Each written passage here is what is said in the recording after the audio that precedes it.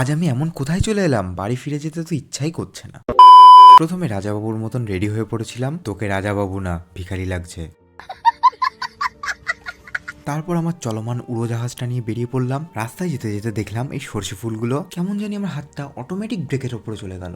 আর আমি দাঁড়িয়ে পড়লাম। এত সুন্দর দৃশ্য দেখলে কেউ না দাঁড়িয়ে থাকতে পারে? কি সুন্দর লাগছিল, যেখানেই যাচ্ছিলাম সেখানেই এরকম দেখছিলাম। জাস্ট অসাম লাগছিল। দেখো চারিদিকে মাঠ আর মাঠ, পুরো মাঠের মধ্যে দিয়ে রাস্তা। আমার এরকম মাঠের মধ্যে দিয়ে রাস্তাগুলো খুব ভালো লাগে। কারা কারা আমার সঙ্গে একমত কমেন্ট অবশ্যই জানিও। আর এই পাঁচিলটা দেখতে পাচ্ছ, শুনেছি এখানে নাকি সেনাবাহিনীরা ফায়ারিং প্র্যাকটিস করতো। আর শুনেছি এই পাঁচিলটার বয়স নাকি কমপক্ষে 150 বছর। তারপর চলে এসেছিলাম হালি শহর এই গঙ্গা ঘাটে। একটা আলাদাই অনুভূতি লাগছিল। আসলে সত্যি আমার মনে হয় নদী হলো মায়ের মতো। এই নদীর প্রতিটা স্পর্শে স্নেহ আর ভালোবাসার অনুভূতি। তারপর ওইখানে বসে বসে অনেকটা সময় কাটালাম। বুঝতেই তো পারছো আমার ফিলিংসটা।